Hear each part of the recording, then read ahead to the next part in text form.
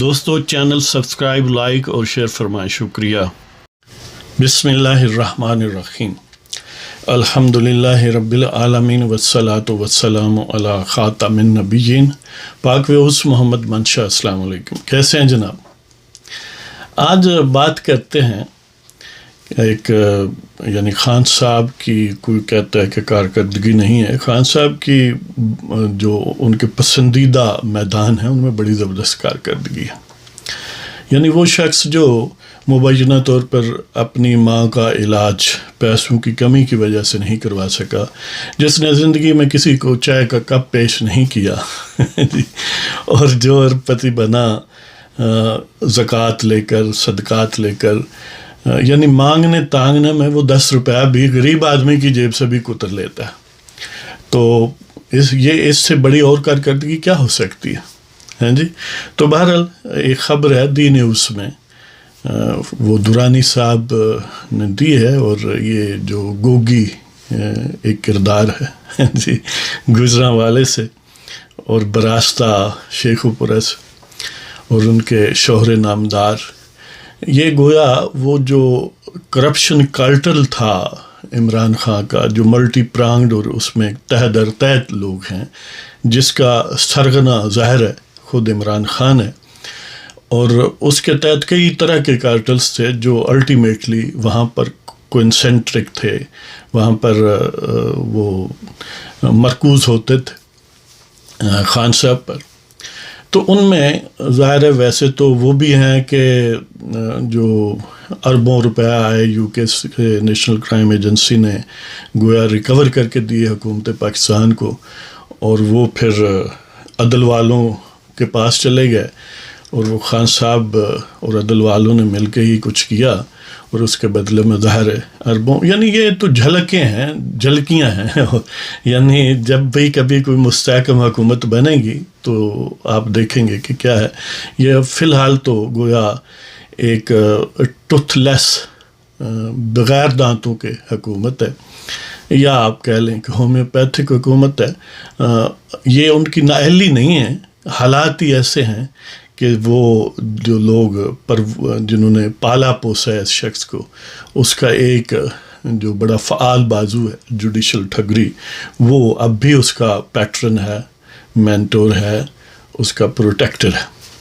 تو بہرحال خان صاحب ایک طرف وہ جو 2019 کے ارد گرد بیرونی ممالک سے انویسٹمنٹ مانگ رہے تھے، پاکستانیوں کو کہہ رہے تھے کہ پیسے لاؤ وغیرہ وغیرہ کہ پاکستان کی معیشت کے لیے، لیکن وہ جس طرح رضی دادا صاحب فرماتے ہیں نا کہ یہ جو جرم کر رہے ہوتے ہیں خود، وہ اس کا الزام اسی وقت دوسروں پر لگا رہے ہوتے ہیں، لیکن یہ خود جرم کا الزام اس وقت نہیں لگا رہے تھے بلکہ تبلیغ فرما رہے تھے، لیکن ساتھ وہ جرم بھی کر رہے تھے، گویا یہ بھی اسی فرمان کی ایک تہ داری ہے جی۔ تو وہ مرزا غالب نے کہا تھا کہ جاں فضا ہے بادہ، جس کے ہاتھ میں جام آ گیا، سب لکیریں ہاتھ کی گویا رگے جاں ہو گئیں۔ عمران خان نامی شخص اور اس کے ارد گرد جو بھی ایک ٹولہ اور کئی ٹولے، جن میں سے ایک گوگی اسٹ ٹولہ ہے، اکٹھے ہوئے تو سب کی گویا جو ہاتھ کی ساری لکیریں ہیں وہ دولت والی لکیریں ہو گئیں۔ تو ہر ایک نے پورا تن من دھن اس معاملے میں، بلکہ تن من لگایا اور تاکہ دھن حاصل کرے۔ تو بہرحال اس کارٹل کی جو برانچ گوگی برانچ تھی، کیونکہ گوگی برانچ کے بھی کئی سمجھ لیں کہ پھر آگے طے ہیں، ایک تو ظاہر ہے بنی گالا، اور ایک انڈیپینڈنٹلی یعنی جو حصہ اپنا ہوتا تھا وہ ڈائیورٹ کرتے تھے۔ تو ایف آئی اے نے گوگی اور ان کے شوہر نامدار پر ایف آئی آر کاٹی ہے۔ یہ جو درانی صاحب کی خبر ہے، یہ گویا اس ایف آئی آر پر اور کچھ انڈیپینڈنٹلی یعنی جو ان کا ورک ہے کہ انہوں نے ڈاکومنٹس حاصل کی، معلومات حاصل کی، اس پر مبنی ہے۔ تو یہ ایک جھلک ہے عمران خان کے لوٹ مار پروگرام کی، جس نے پاکستان کی ریڑھ کی ہڈی معیشت کی توڑ کے رکھ دی، اور ابھی تک گویا یہ ڈسیبلٹی موڈ میں ہے پاکستان۔ تو بہرحال اس کی جھلک جو اس خبر میں دکھائی گئی ہے، ظاہر ہے یہ بھی کوئی ان کے سارے اثاثے نہیں ہیں، یہ تو وہ ہیں جن کا FIR میں تذکرہ ہے یا فی الحال ڈسکلوز یا ان ارتھ ہوئے ہیں اس کے حوالے سے۔ تو ایک طرف اندرون ملک بیرونی ممالک سے فنڈ یا زر مبادلہ یا انویسٹمنٹ لانے کے لیے تبلیغ ہو رہی تھی، دوسری طرف ان کے جن کے لیے خود وہ پریس کانفرنس کرتے رہے اور ڈیفینڈ کرتے رہے گوگی کو، کیونکہ میں ان کو کہتا ہوں وہ گوگی زادے جی، تو گوگی زاداز جو ہیں وہ اپنے مرشد کی پھر مرشد یا کو مرشد کہہ لیں، تو اس کو ڈیفینڈ باقاعدہ کرتے رہیں، پریس کانفرنسز کر کے باقاعدہ کہ یہ مخالفین کا پروپیگنڈا ہے۔ وہ شریف عورت ہے، آپ کو پتہ ہے کہ پنکی کا بھی بیان تھا کہ یہ جو بچی ہے وہ چھوٹی سی بچی پر یہ ظلم جو ہے یہ موجودہ حکومت جو ہے وہ کر رہی ہے۔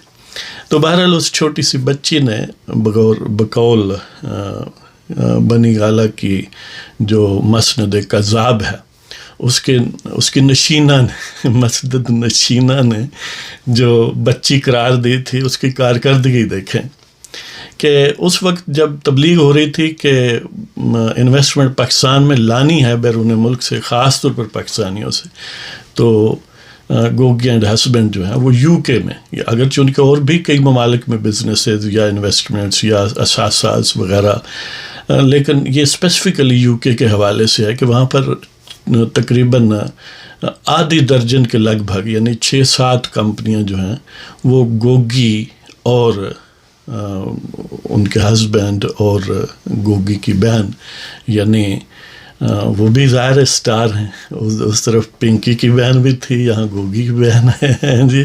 تو بہرحال سارے لوگ حصہ بقدر جسہ، بلکہ جسے سے بڑھ کے پاکستان کو ترقی دینے کے لیے کوشاں تھے۔ تو بہرحال گوگی کی بہن اور گوگی اینڈ ہسبینڈ نے وہاں پر 6-7 کمپنیاں بنائیں۔ تو ان کی وہ ایک ہلکی سی جھلک دے رہے ہیں صاحب، اور ان کمپنیوں کی جھلک کچھ اس طرح ہے کہ گوگی اور ہسبینڈ کی کمپنی کا نام گولڈ سٹار یورو لمیٹڈ، وہ 14 مئی 2020 کو وہاں پر رجسٹر کروائی گئی۔ وہ مبینہ طور پر ریئل اسٹیٹ کے متعلق تھی، کہ وہاں پر خرید و فروخت اور ریئل اسٹیٹ کی مینجمنٹ وغیرہ وغیرہ۔ تو ان کے بقول یعنی گوگی اینڈ ہسبینڈ کے بقول یہ بس کمپنی بنی تھی اور ختم ہو گئی، یعنی اس میں کوئی بزنس نہیں ہوا۔ اور وہ جو ان کی بہن ہیں، ان کی کمپنیوں کی جھلک ایسے ہے کہ ایک کمپنی انہوں نے 9 نومبر 2021 کو بنائی، بلیک ایپل انویسٹمنٹ لمیٹڈ، اور ایک 19 اگست 2019 کو بنائی المعیز لمیٹڈ۔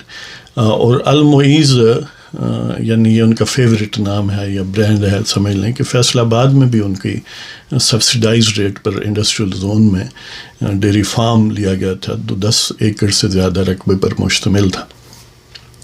بہرحال اس طرح ایک کمپنی کا نام DMK انٹرپرائزز لمیٹڈ ہے، وہ 4 جولائی 2019 کو بنائی گئی، اور یہ کمپنی رپورٹڈلی پھر مارچ 2021 میں ڈیزالو کی گئی۔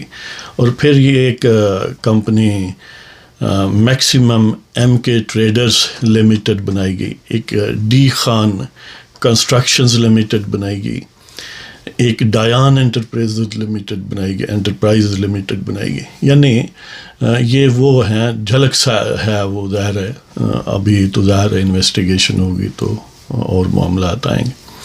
تو اسی طرح ان کے جو پاکستان میں اکاؤنٹ تھے وہاں پر پیسے باہر سے آتے رہے ہیں، یہاں سے گیا کوئی نہیں ہے۔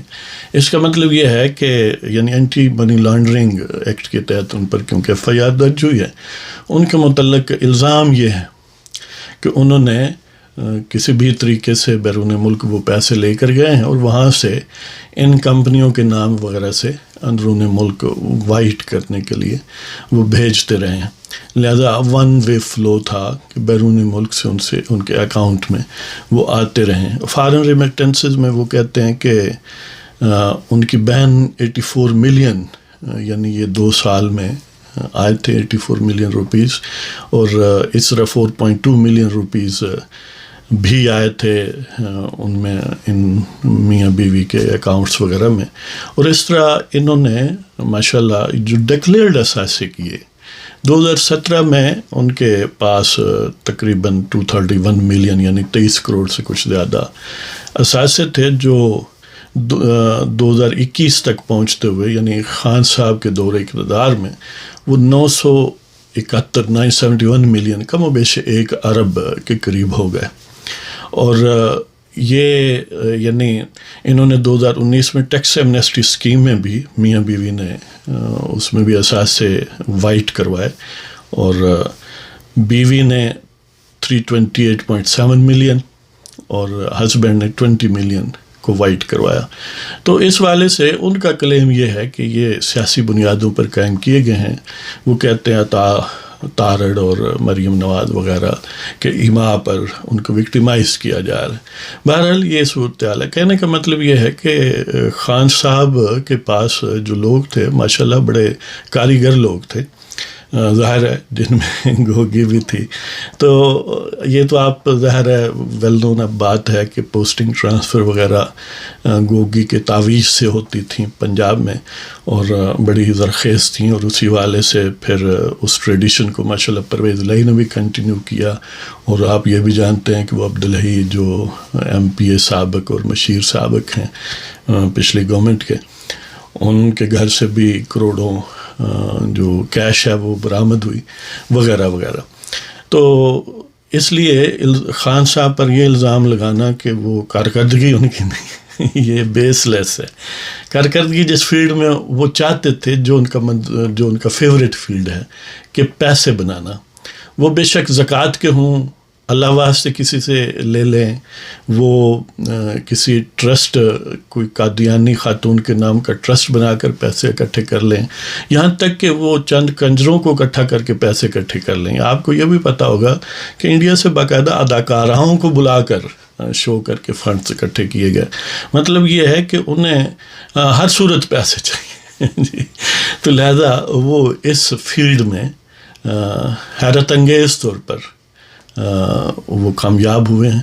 لہٰذا یہ الزام غلط ہے کہ وہ کارکردگی نہیں دکھاتے. اب ظاہر کارکردگی وہیں پر کوئی دکھائے گا جہاں پر اس کی پسندیدہ فیلڈ ہوگی. باقی یہ ملک، یہ یعنی معیشت ملک کی، اور یہ وہ خود کہتے ہیں نا، میں وزیر اعظم اس لیے تو نہیں بنا جب وہ وزیر اعظم تھے کہ میں آلو پیاز وغیرہ کا ریٹ پوچھتا پھروں. یعنی یہ ان کے نزدیک شو شاہ کے لیے چیزیں تھیں. ان کے اصل جو مقاصد تھے ٹو میک منی اور اپنے مخالفین کو زچ کرنا، اس کے لیے گویا یہ ٹولز تھے. That was a means to end, not end in itself. تو یہ کہانی ہے جی. بہرحال یہ اس پر عملی طور پر، اس لیے کہ اوپر بندیال اور پھر لاہور میں داماد کورٹ موجود ہیں، اور پھر یہ حکومت ظاہر ہے جن حالات میں وہ پروسیڈ کر رہی ہے، ان حالات میں یہ بات یقیناً واضح ہے کہ کچھ سبسٹانشلی ان کو لاس نہیں ہوگا انلیس کہ نیکسٹ الیکشن میں اگر کوئی حکومت مستحکم بنتی ہے اور وہ ظاہر ہے ان ٹھگوں کے خلاف حکومت ہے، تو پھر شاید ان کو کٹہرے میں لایا جا سکے. ورنہ تو بندیال صاحب ہیں، اعجاز الاحسن صاحب ہیں، نقوی صاحب ہیں، منیب صاحب ہیں، اور پھر داماد کورٹ ان سے پہلے جی. تو اللہ تعالیٰ آپ سب کو خوش و خرم رکھے. اجازت چاہتا ہوں جناب. خدا حافظ.